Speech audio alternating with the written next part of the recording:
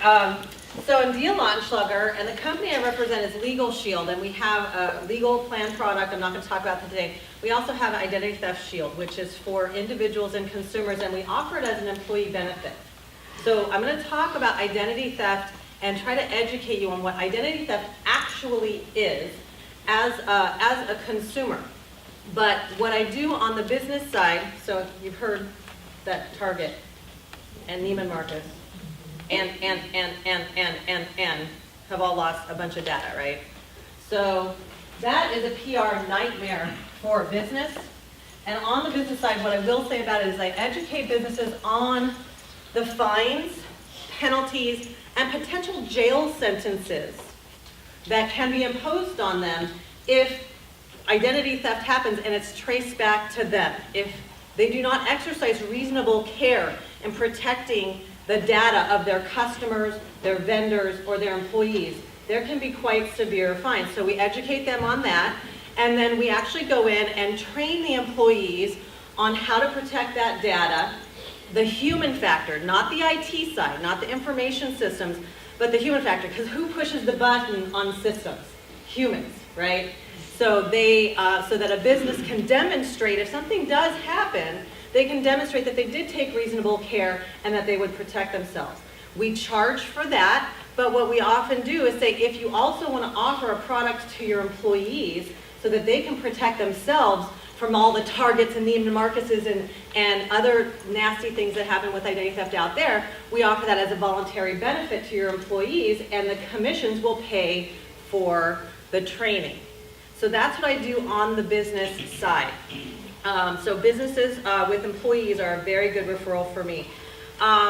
Let's start with your, you have two handouts, and I want to start with the paper one, the black and white one.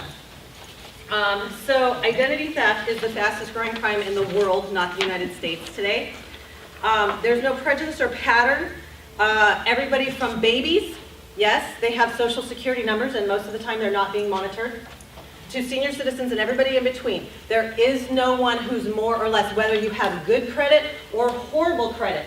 You can, you know, if you have horrible credit, let me ask you a question. Do you need to have good credit to open up a account with the public utilities? No, you might have to pay a deposit. But let me ask you a question. If you're cooking meth in your rental house, how did you know?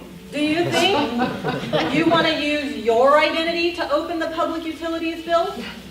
Yes. Or do you want to steal somebody else's in case there's a rate, right? Okay, so criminals use identities for all sorts of things that have nothing to do with financial. So the Federal Trade Commission expects 1 in 5 households to be hit this year. So let's participate.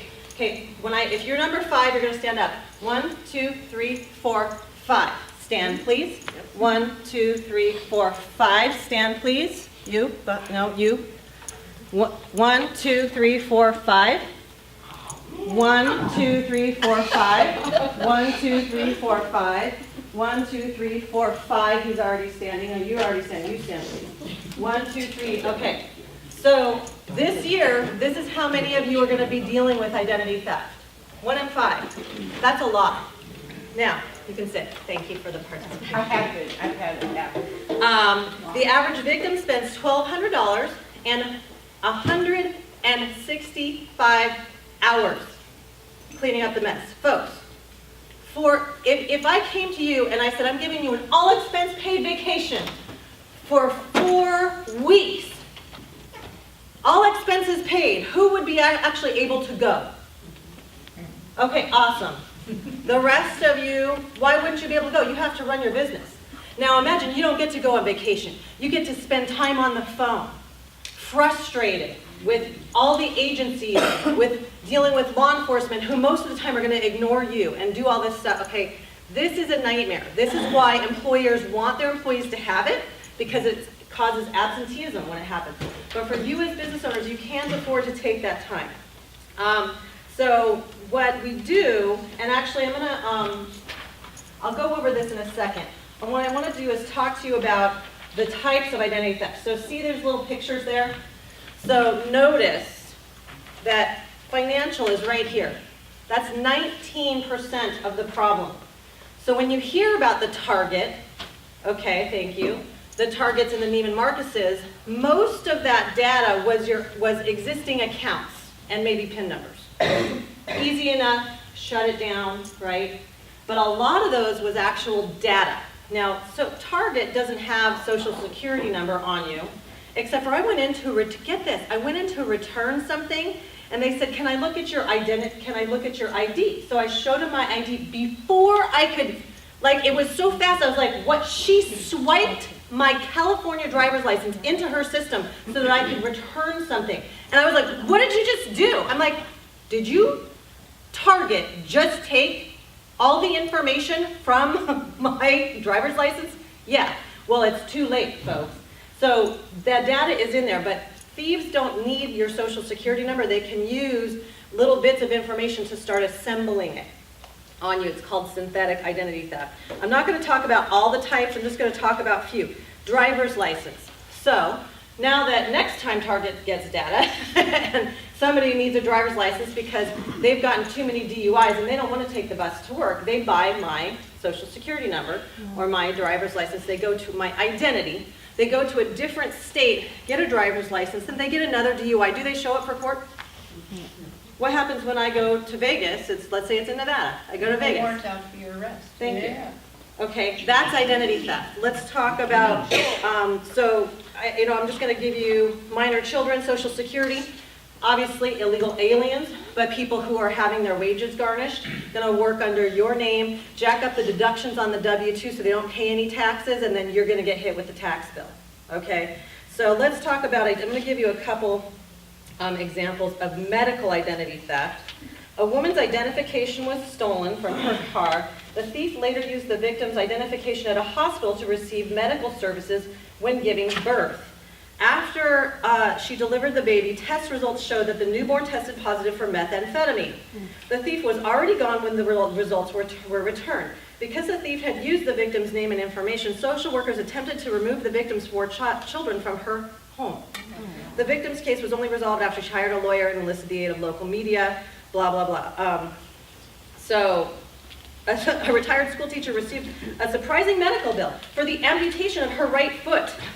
The bill was surprising because the victim's right foot was perfectly intact. Despite this, the victim found proving her foot had never been amputated and being absolved of the fraudulent medical bills to be incredibly difficult. However, this turned out to be not to be the end of the victim's potential troubles when the victim later suffered a heart attack and awoke in the hospital. The nurse asked her which medication she was taking to treat her diabetes. The victim did not have diabetes, but the woman who had stolen her identity did. This inaccuracy could lead to serious consequences because diabetes patients, blah, blah, blah, okay? So you guys get it? Have I sufficiently scared you? Okay, thank you. So let's talk about what we do. Legal Shield, there are lots of credit monitoring services out there, and they charge anywhere from $4 to $10 a month per person, okay? It is a very good idea to have your credit monitored, even though a lot of these things don't have to do with credit, because the credit is the tip of the iceberg, okay? So they will try to do something with your credit. So most of these monitoring services are just like ours, and they monitor, new accounts, inquiries, address changes. You want to know if somebody's trying to change your address because you know what's going to happen after that, right? So that is important, and we do that. We also provide credit score and analysis and, of course, consultation and whatnot. What we do that nobody else does is restoration, okay? That means so here's an example of resolution. Okay, well, credit monitoring is, hey, my house is burning down. Oh, yeah, we're monitoring it. We know. Okay. Resolution is, hey, my house is burning down. Oh, yeah, we're on it. It's being monitored. And you know what? We're sending a kit to your house and a helmet and a hose, and you read that kit and you put that out yourself. Okay. Restoration.